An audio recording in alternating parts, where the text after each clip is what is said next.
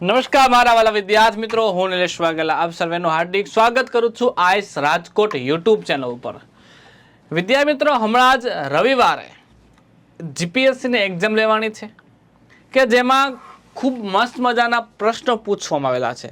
તમને ખ્યાલ છે કે સિલેબસ જે ચેન્જ થઈ ગયો છે, ત્યારબાદ આ પહેલી પરીક્ષા છે જીપીએસસીમાં, જેના ચેરમેન પદે હસમુખ સાહેબે જે મસ્ત મજાનું એવું ડિટેલ પેપર કાઢેલું છે કે જેનું પ્રોપર વાંચન હશે ને એ દોસ્તોએ સરસ રીતે એટેમ્પ કરેલું હોય છે પેપર।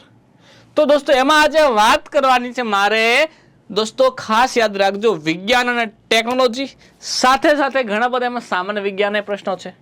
તો મારે તમારે આ જે પેપર તમારું જે લીધેલું છે એની ડિટેલમાં મારે તમને વાત કરવી છે કે ભાઈ કયો પ્રશ્ન છે, એની આજુબાજુની ડિટેલ જેટલી પોસિબલ હશે એ હું તમને જણાવીશ। સાથે સાથે ઘણા બધા પ્રશ્નો એવા પણ છે કે જે ઓલરેડી મેં કરાવેલા છે ઘણા બધા, પણ અત્યારે મને થોડાક જ પ્રશ્ન મને મળેલા છે। ઓકે, તો એનું ઉપર દોસ્તો હું તમને પ્રૂફ લઈને પણ આવ્યો છું। તો બધા વિદ્યાર્થી મિત્રો છેલ્લા સુધી લેક્ચરમાં બના રહેજો, કેમ કે મસ્ત મજાના પ્રશ્નો છે કે જે ખૂબ જ આવશ્યક છે જાણવા, કેમ કે હવે આવનારી જીપીએસસી કે હમણાં ડીવાયએસઓ આવે છે, એના પછી એસટીઆઈ આવે છે, તો હવે પરીક્ષા છે, હવે આનું એનાલિસિસ કરી લેશું એટલે આપણને આઈડિયા આવી જશે કે હવે આપણે તૈયારી કઈ દિશામાં કરવી જોઈએ। પેલા જે આપણે દિશાહીન તૈયારી કરતા ને, હવે એ તૈયારીથી દોસ્તો ક્લાસ 1-2 નહીં થવાય, જીપીએસસી પાસ નહીં થવાય, અધિકારી નહીં બનાય। જો અધિકારી બનવું છે તો તમારે એક પ્રોપર વેથી તૈયારી કરવી પડશે। તો ચાલો આપણે વાત કરીએ, વધારે વાતો ન કરતા દોસ્તો વિજ્ઞાન અને ટેકનોલોજી અને સામાન્ય વિજ્ઞાનની સરસ મજાની મસ્ત મજાની વાત કરવાની છે। તો પહેલો જ પ્રશ્ન છે કે માર્ચ 2025માં ઈસરોએ સ્પારડેક્સ ઉપગ્રહ સાથે કયો મહત્વનો દોસ્તો માઇલસ્ટોન હાંસલ કર્યો? યાદ રાખજો, સ્પારડેક્સ છે, શું છે? સ્પારડેક્સ સેટેલાઇટ। તો તમારે ઓપ્શન અહીં આપેલા છે, આંતરરાષ્ટ્રીય અવકાશ ક્ષેત્રે ISS માટે પ્રથમ માનવયુક્ત મિશન નહીં, કેમ કે આ માનવયુક્ત મિશન તો નથી જ। બીજું કે પ્રથમ પ્રયાસમાં જ વર્તુળાકાર કક્ષામાં સફળ અનડોકિંગ કર્યું, તો હા અનડોકિંગ કર્યું, સાચી વાત છે, કેમ કે દોસ્તો ઈસરો દ્વારા એક સેટેલાઇટ મોકલવામાં આવેલો હતો અને સૂર્યની આજુબાજુના વર્તુળાકાર પથમાં એક અને બે આવી રીતે બે સેટેલાઇટ હતા, એને ગોઠવવામાં આવેલા હતા। એક છે સેન્ડર, એક સેટેલાઇટ છે જે શું છે? સેન્ડર, ને એક બીજું શું છે? રિસીવર, કે જે આ માહિતી છે કોને મોકલશે? રિસીવરને મોકલશે। રિસીવર શું કરશે? ડાયરેક્ટ આ માહિતી ઈસરોને મોકલશે।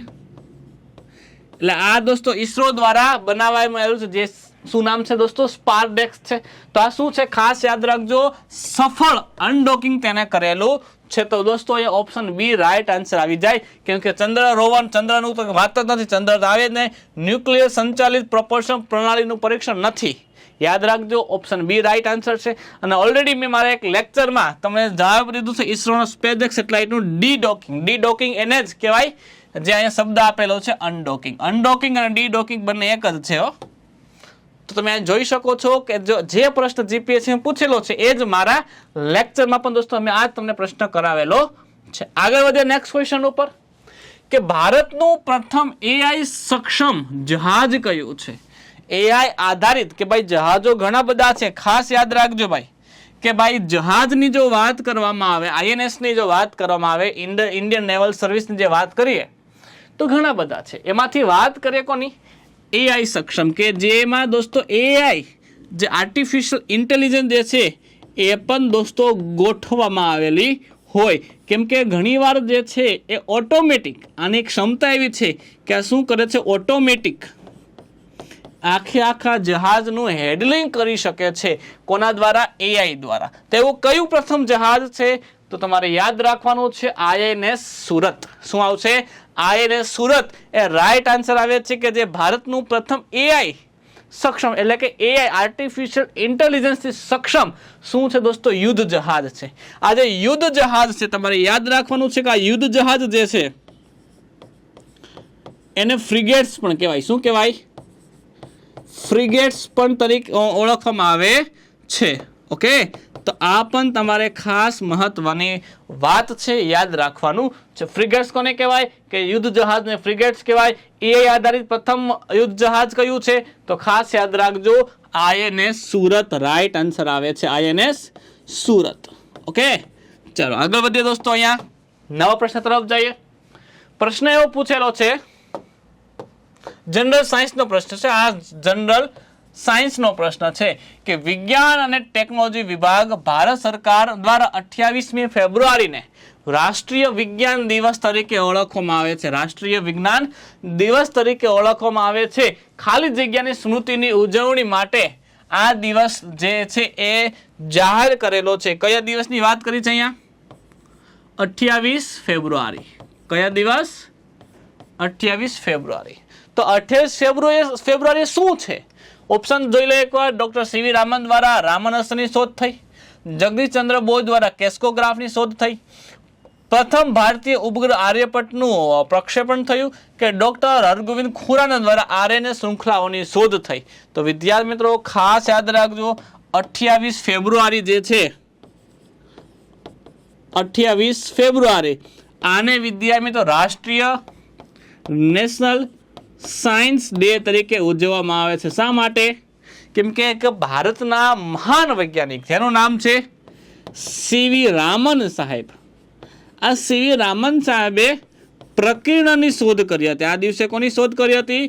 પ્રકીર્ણની શોધ કરી હતી. અને આ શોધ બદલ દોસ્તો તેમને નોબેલ એવોર્ડ પણ મળેલો છે. કયો એવોર્ડ? નોબેલ એવોર્ડ પણ મળેલો છે. અને ભારતના પ્રથમ એવા વૈજ્ઞાનિક છે કે જે નોબેલ એવોર્ડ પ્રાપ્ત કરેલો છે. કઈ શોધ બદલ?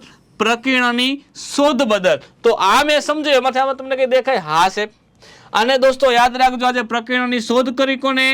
સીવી રામને. જેથી કરીને દોસ્તો રામન ઇફેક્ટ પણ કહેવાય. શું કહેવાય?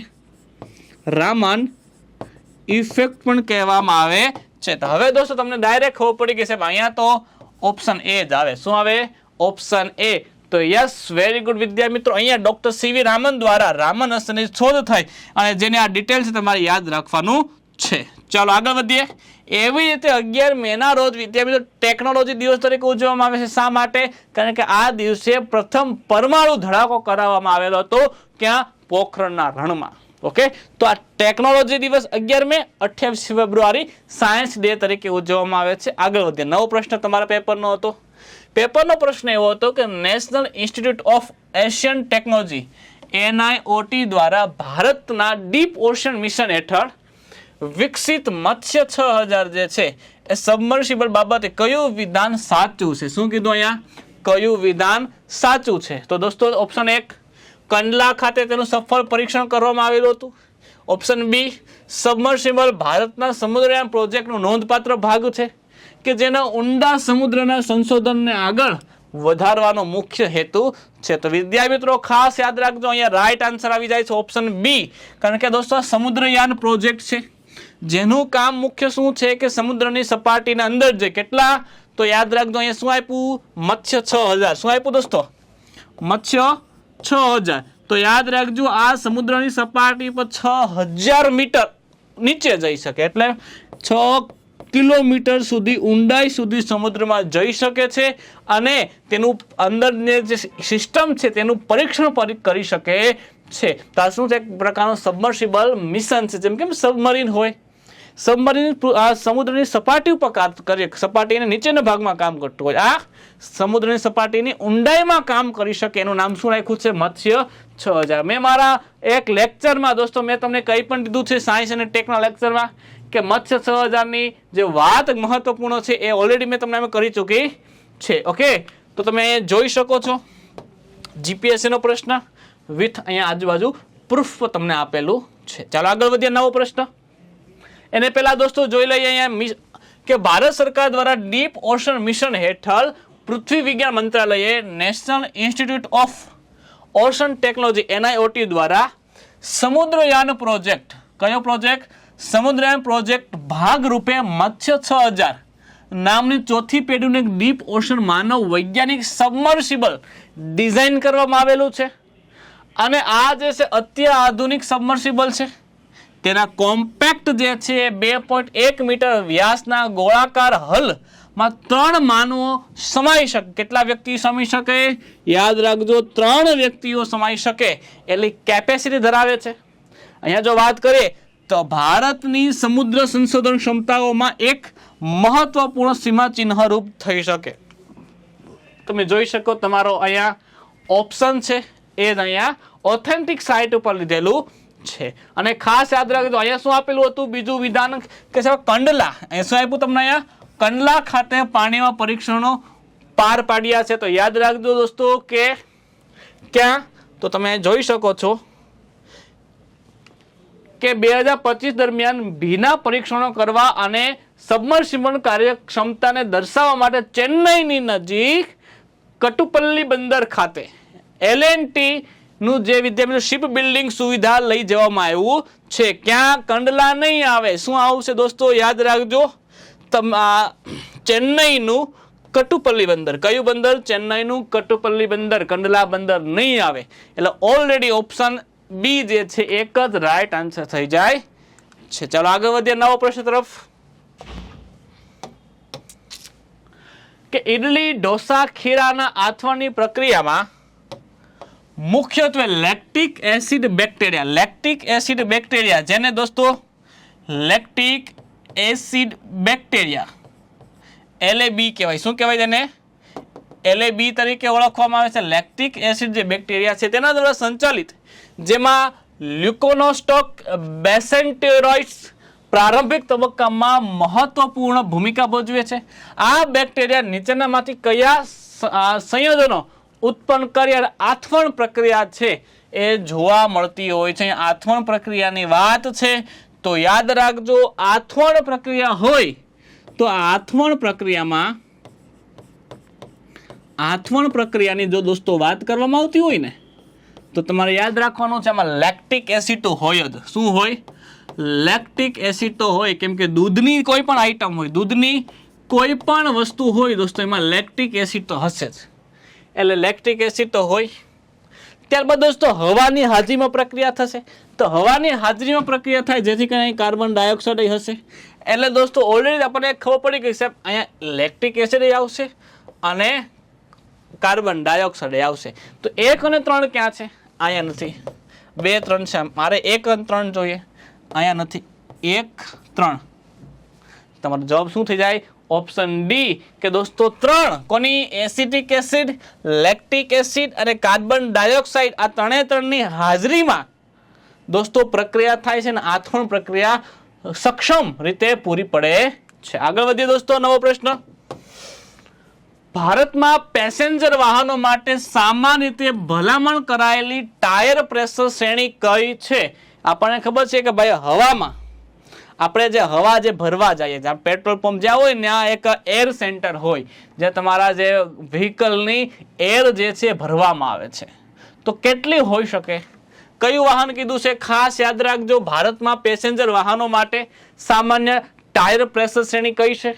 20 થી 25, 40 થી 45, 28 થી 36 કે 50 થી 55. તો યાદ રાખજો દોસ્તો મોટા ભાગના ભારતીય પેસેન્જર વાહનો જે છે અને ભલામણ કરેલા ટાયર પ્રેશર સામે ઘટે છે જેથી કરીને કેટલા 32 થી 35 PSI વચ્ચે જોવા મળે છે. કેટલું?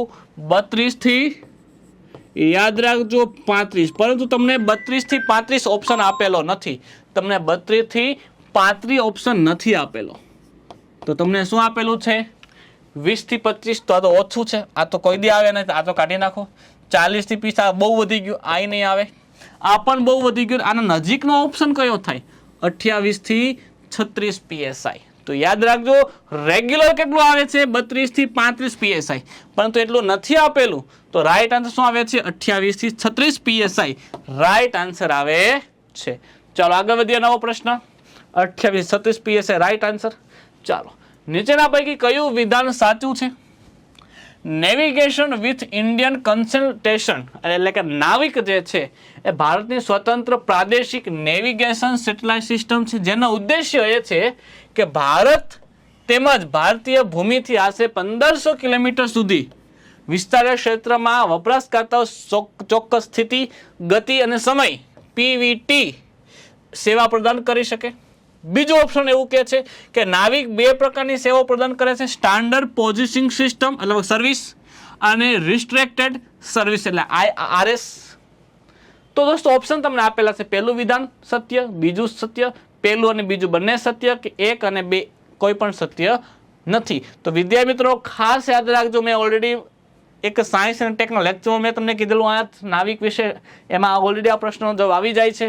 છતાં તમને કહી દઉં છું કે ભૂમિથી કેટલું, ખાસ યાદ રાખજો, ભૂમિથી 1500 કેટલા 1500 કિલોમીટર ઊંચાઈ સુધી શું કરે છે, આખે પૃથ્વીને કવર કરી શકે છે. આનું કામ મુખ્ય શું છે, તો એમ જવાબ જ યાદ રાખજો ભાઈ. ખાસ તેની સ્થિતિ એટલે કે પોઝિશનિંગ, ગતિ એટલે કે વેલોસિટી, અને સમય એટલે કે ટાઈમ, એટલે પીવીટી સેવા પ્રદાન કરવાનો છે. આ પેલું સાચું છે.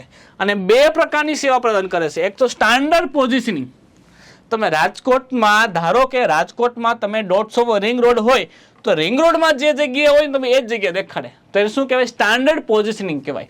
તો દોસ્તો સ્ટાન્ડર્ડ પોઝિશનિંગ સિસ્ટમ પ્રોવાઈડ કરે છે, હા, સાથે રિસ્ટ્રિક્ટેડ સર્વિસ પ્રોવાઈડ કરે છે. મતલબ કે 2 પ્રકારની સર્વિસ પ્રોવાઈડ કરે છે, SPS અને RS. તો દોસ્તો અહીંયા A અને B બંને સત્ય છે, આ પણ શું છે, સત્ય છે. તો અહીંયા ઓપ્શન A અને 2 બંને શું છે, સાચા છે. એટલે દોસ્તો ઓપ્શન C જે છે એ રાઈટ આન્સર આવી જાય છે. Both are right. ઓકે, ચાલો આગળ વધીએ દોસ્તો. કે ગુજરાતમાં સ્થિત એક શહેર છે જેમાં ઘરોની વીજળી પૂરી પાડતા કોલસા આધારિત થર્મલ પાવર પ્લાન્ટ જે છે એ કેટલા 9 વોટ, કેટલા 9 વોટનો જે એક LED બલ્બ છે, light emitting diode LED bulb જે છે 1 કલાક સુધી ચાલુ રહે તો આશરે કેટલું કાર્બન ડાયોક્સાઇડનું ઉત્સર્જન કરે છે, તો ઉત્સર્જિત થાય છે. તો યાદ રાખજો 9 વોટનો બલ્બ છે ને કેટલી સમય, 1 કલાક, 1 કલાક આ બલ્બ ચાલુ રહેશે.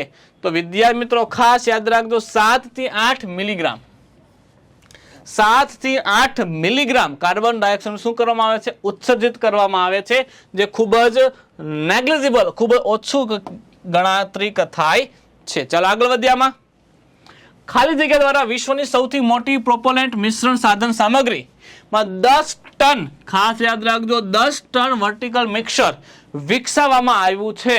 તો કોના દ્વારા આ 10 ટન જે વર્ટિકલ મિક્સર જે વિકસાવવામાં આવ્યું, તો કોના દ્વારા, કોના દ્વારા, એ તમારો પ્રશ્ન છે, કોના દ્વારા વિકસાવવામાં આવ્યું?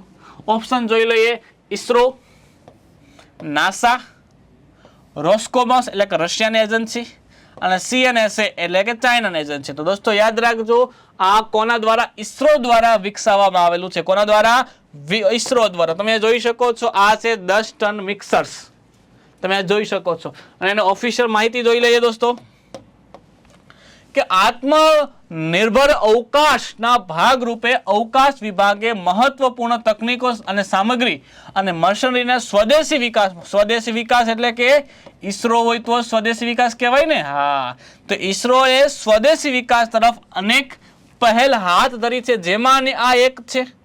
અહીંયા વિદ્યાર્થીઓ સ્વદેશી 10 ટન વર્ટિકલ મિક્સર અનુભૂતિએ ભારતની વધતી જતી તકનીકી કુશળતા, આત્મનિર્ભરતા અને નવીનતા પ્રત્યે અતૂટ પ્રતિબદ્ધતાનો સાચો પુરાવો છે. એ પ્રત્યક્ષ કર્યો છે ભારત દેશને. આપણે ઘણીવાર જોઈએ સરકાર દ્વારા કે આત્મનિર્ભર ભારત, એનો મતલબ કે ભારત દેશ બીજા દેશ સાથે મળી અને અથવા બીજા દેશને કોઈ સંસાધનો ઉપયોગ કરીને પોતે શું નવા સંશોધન કરતા. પરંતુ ભારત દેશ આત્મનિર્ભર ભારત અંતર્ગત એવું કહેવામાં આવે છે કે કોઈ પણ તમે સાયન્સમાં કોઈ પણ પ્રેક્ટિકલ કરો છો, કોઈ પણ બનાવો છો, તો કોઈ પણ ક્ષેત્રે પોતાની રીતે બનાવો. તો આત્મનિર્ભર ભારતનો સર્વોચ્ચ નમૂનો છે જે 10 ટન મિક્સર્સ જે છે. યાદ રાખજો આ 10 ટન વર્ટિકલ મિક્સર જે છે એની મુખ્ય લાક્ષણિકતા ધ્યાન રાખજો ભાઈ. પેલું, એક જ બેચમાં પ્રોપેલેન્ટ ઘટકોનું ઉચ્ચ ક્ષમતામાં મિશ્રણ થઈ શકે, એક જ સાથે મિશ્રણ થઈ શકે છે. ગુણવત્તા, સુસંગતતા અને કામગીરી માટે ચોકસાઈ અને નિયંત્રણ જોવા મળે છે. અત્યંત જોખમી સામગ્રીના સંચાલન માટે સલામતી અને વિશ્વસનીયતા છે. અત્યંત જોખમી કોઈ એવી વસ્તુ છે તેનું તો મિક્સર કરવું હોય તો એના માટે પણ one of the best option આપણી પાસે અવેલેબલ છે, એ પણ સંપૂર્ણ સ્વદેશી. તો કોના દ્વારા, ઇસરો દ્વારા બનાવવામાં આવેલું છે. ચાલો આગળ વધીએ. જો પેટ્રોલ ચાલિત 4 વ્હીલર જે છે, કોના દ્વારા, પેટ્રોલની વાત છે, પેટ્રોલ દ્વારા જે 4 વ્હીલર હોય એટલે પ્રદૂષણ નિયંત્રણ પ્રમાણપત્ર, પ્રદૂષણ નિયંત્રણ પ્રમાણપત્ર એટલે કે PUC, પોલ્યુશન અંડર કંટ્રોલ જારી કરવાનું હોય તો એક્ઝોસ્ટ ગેસમાં નીચેના પૈકી કયા તત્વનું પરીક્ષણ કરવું જરૂરી છે? Hydrocarbon HC, carbon monoxide, ammonia કે હાઇડ્રોજન સલ્ફાઇડ?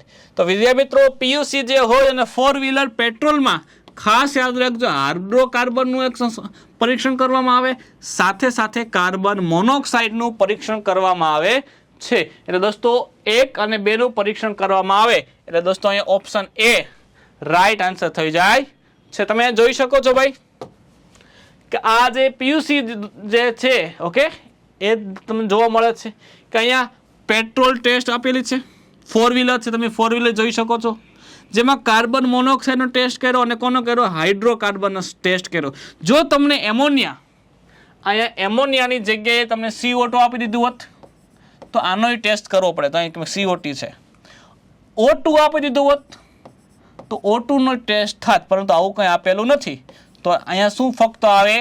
1 અને 2 જ સત્ય છે, કેમ કે તમારી સામે જ છે કાર્બન મોનોક્સાઇડ અને હાઇડ્રોકાર્બનની ટેસ્ટ કરાવવામાં આવે છે. તો ઓપ્શન દોસ્તો અહીંયા શું આવી જાય છે? 1 અને 2 સત્ય. ચાલો આગળ વધીએ. નીચેના વિધાનો ધ્યાને લેવાના છે કે સોનું એ નાઇટ્રિક એસિડમાં અદ્રાવ્ય છે. જે ગુણધર્મોનો ઉપયોગ સોનાની હાજરી પુષ્ટિ કરવા માટે થાય છે, જેનાથી એસિડ ટેસ્ટ શબ્દ પ્રચલિત થયો. ચાંદી નાઇટ્રિક એસિડમાં દ્રાવ્ય છે અને સિલ્વર નાઇટ્રેટ પાણી અને નાઇટ્રોજન ડાયોક્સાઇડ બનાવે છે. આમાંથી કયું સાચું છે? તો યાદ રાખજો વિદ્યાર્થી મિત્રો કે સોનું જે છે નાઇટ્રિક એસિડમાં અદ્રાવ્ય છે. શું છે? સોનું જે છે નાઇટ્રિક એસિડમાં અદ્રાવ્ય છે. તો વિધાન સત્ય છે, ખાસ યાદ રાખજો. અને ચાંદી જે છે નાઇટ્રિક એસિડમાં પ્રક્રિયા કરે તો શું થાય દોસ્તો? નાઇટ્રિક એસિડમાં પ્રક્રિયા થાય છે અને સિલ્વર નાઇટ્રેટમાં રૂપાંતર પામે છે. તો બંને વિધાનો કેવા છે? સાચા છે. બંને વિધાનો કેવા છે? સાચા છે. એટલે 1 અને 2 બંને વિધાનો સાચા. આ તમારે યાદ રાખવાનું છે. ફરી આ તમને કહી દઉં, નાઇટ્રિક એસિડ હોય HNO3 હોય તો ગોલ્ડ હોય ને, ગોલ્ડ આમાં ક્યારે દ્રાવ્ય થાય નહીં. ચાંદી જે છે એ દોસ્તો યાદ રાખજો, ચાંદી જે છે Ag તે નાઇટ્રિક એસિડમાં દ્રાવ્ય છે અને સિલ્વર નાઇટ્રેટ બનાવે છે. શું બનાવે છે? સિલ્વર નાઇટ્રેટ બનાવે છે. તો બંને વિધાનો સત્ય છે. એટલે 1 અને 2 બંને સત્ય છે. આગળ વધીએ. નાઇટ્રોજનના વિવિધ ઓક્સાઇડમાં કયો સૌથી વધુ હાનિકારક છે? તો યાદ રાખજો સૌથી વધારે હાનિકારક હોય ને તો NOx. X તો આવું કંઈ તો છે નહીં, કંઈ વાંધો નહીં, આવું નથી તો આવું તો આપ્યું તમને NO2 NO3. હા સાહેબ. તો X એટલે શું થઈ જાય? X એટલે કે 1 2 નંબર થઈ જાય, ઓક્સિજનની સંખ્યા કેટલી, એના ઉપર દોસ્તો વધારે ડેન્જરસ સાબિત થાય છે. તો અહીંયા NO3 નથી આપેલું, પરંતુ શું આપેલું છે? NO2. તો NO2 ઓપ્શન C માં છે. તો NO2 જે છે સૌથી વધારે હાનિકારક છે. ચાલો આગળ વધીએ. ગ્રીન ઓપન એક્સેસ નિયમ 2022 હેઠળ ઓપન એક્સેસ માટે પુનઃપ્રાપ્ય ઉર્જા પ્રોજેક્ટ જે છે તે લઘુત્તમ કદ કેટલું છે? 50 કિલોવોટ, 1 મેગાવોટ, 100 કિલોવોટ કે 5 મેગાવોટ? તો વિદ્યાર્થી મિત્રો તમારી સામે જ છે પ્રૂફ કે green energy open access rules 2022 અંતર્ગત તમે અહીં જોઈ શકો છો કે ભાઈ reduction in the limit of open access transaction from 1000 kilowatt to 100 kilowatt. એટલે દોસ્તો કેટલા વોટથી? 1000 કિલોવોટ. 1000 કિલોવોટથી 100 કિલોવોટ સુધી તમે શું કહી શકો છો દોસ્તો? તેનો આ જે પુનઃપ્રાપ્ય પ્રોજેક્ટ દ્વારા લઘુત્તમ કદ કેટલું છે? તો લઘુત્તમ કદ કહી તો યાદ રાખજો શું પૂછ્યું તમને? લઘુત્તમ કદ પૂછ્યું. અહીંયા તમને કેટલા આપ્યા? 1000 કિલોવોટથી 100 કિલોવોટ. આમાં નાનું મૂલ્ય કયું? 100 કિલોવોટ. તો આ 100 છે શું થઈ ગયું દોસ્તો? લઘુત્તમ થઈ ગયું. શું થઈ ગયું? 100 છે એ લઘુત્તમ થઈ ગયું. તમારે યાદ રાખવાનું છે લઘુત્તમ 100 ક્યાં છે? 100 કિલોવોટ. યસ, અહીંયા રાઈટ આન્સર. જો તમને મહત્તમ પૂછ્યું હોત તો આની જગ્યાએ પૂછ્યું હોત તો મહત્તમ કદ કેટલું? તો કેટલું થાય? 1000 કિલોવોટ. સાહેબ આમાં 1000 કિલોવોટ તો છે નહીં, કંઈ વાંધો નહીં. 1 મેગાવોટ તો છે ને 1000 કિલોવોટ એટલે 1 મેગાવોટ જો મહત્તમ પૂછ્યું હોય તો 1 મેગાવોટ, લઘુત્તમ પૂછે તો યાદ રાખજો 100 કિલોવોટ. આગળના પ્રશ્ન તરફ જઈએ. સાયબર સુરક્ષિત ભારત અંગે નીચેના પૈકી કયું વિધાન સાચું છે? ભારત સરકાર રક્ષા મંત્રાલયની પહેલ છે કે આ સાયબર સુરક્ષિત જે છે એ ટૂંકમાં જે ઇન્ટરનેટ જે હુમલા થાય છે જેથી કરીને વ્યક્તિની અંગત માહિતી ચોરાઈ જાય છે અથવા તો કોઈ વ્યક્તિને ડિજિટલી કોઈ નુકસાન ભોગવવું પડતું હોય છે તો એના સિક્યોરિટી માટે સાયબર સુરક્ષાનું પ્રાવધાન કરવામાં આવેલું છે. તો એના માટે હવે સાચું વિધાન જોવાનું છે કે ભારત સરકારના રક્ષા મંત્રાલય અંતર્ગત આ પહેલ છે. બીજું કે સાયબર ક્રાઇમ અંગે જાગૃતિ ફેલાવવા માટે તમામ સરકારી વિભાગો જેમાં બેંક કઈ સમાવેશ થઈ જાય, જાહેર ક્ષેત્રની સંસ્થાઓ પણ સમાવેશ થઈ જાય, સાથે સાથે મુખ્ય માહિતી સુરક્ષા અધિકારી CISOS અને ફ્રન્ટલાઇન આઈટી અધિકારી ક્ષમતાનું નિર્માણ કરવા માટે મિશન સાથે રચાયેલું છે. તો વિદ્યા મિત્રો અહીંયા યાદ રાખજો, રક્ષા મંત્રાલયની પહેલ નથી. આ રક્ષા મંત્રાલયની પહેલ નથી, પરંતુ કોઈ વ્યક્તિને કોઈ પણ ક્ષેત્રે નુકસાન ન થાય એના માટે કોઈ પણ ક્ષેત્ર એટલે કે એની ફિલ્ડ એની સેક્ટરની વાત કરીએ છીએ. તમને ઘણીવાર ખબર હોય તો સાયબર ફ્રોડ બેંક થ્રુ પણ થતો હોય કે બેંકના તમારા જે પૈસા જે આખું અકાઉન્ટ ખાલી થઈ જતું હોય તો બેંકના ખાતામાં તમારો ફ્રોડ થયો કહેવાય. ઘણીવાર તમારા બીજું કોઈ જેમ કે ઈમેલ થ્રુ પણ ફ્રોડ કરવામાં આવે, તમારી અંગત માહિતી જે ફોનની એ દોસ્તો જે હેકરો એના દ્વારા લઈ લેવામાં આવે તો સાયબર ક્રાઇમ કહેવાય. તો સાયબર ક્રાઇમ છે કોઈ પણ ક્ષેત્રમાં તમને સુરક્ષા કરવા માટે શું ભારત સરકાર દ્વારા એક CISOS અને આઈટી અધિકારી ક્ષમતાનું એક નિર્માણ કરતું એક મિશન બનાવવામાં આવેલું છે જેનું નામ શું છે? સાયબર સુરક્ષિત ભારત. તો દોસ્તો અહીંયા વિધાન પહેલું છે ને એ ખોટું છે, જ્યારે બીજું શું છે દોસ્તો? સત્ય છે. યાદ રાખજો, ફક્ત 2 સત્ય ગણાશે. આગળ વધીએ. નીચેનામાં કયા ઓઝોન સ્તરના સંરક્ષણ સાથે જોડાયેલું છે? Montreal protocol, Vienna convention, Stockholm convention કે રોટરડેમ કન્વેન્શન? તો વિદ્યા મિત્રો યાદ રાખજો કે ઓઝોન સ્તરનું સંરક્ષણ કરવું, કેમ કે ખબર છે ઓઝોન સ્તર જે છે,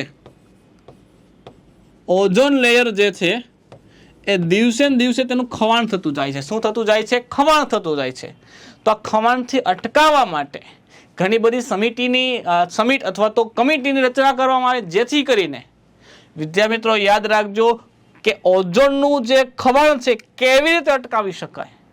અને યુનિવર્સલ જે તાપમાન તમને ખ્યાલ હોય ન હોય તો યાદ રાખજો કે તાપમાન કેટલું 15 ડિગ્રી સેલ્સિયસ તાપમાન જે છે એ વિશ્વનું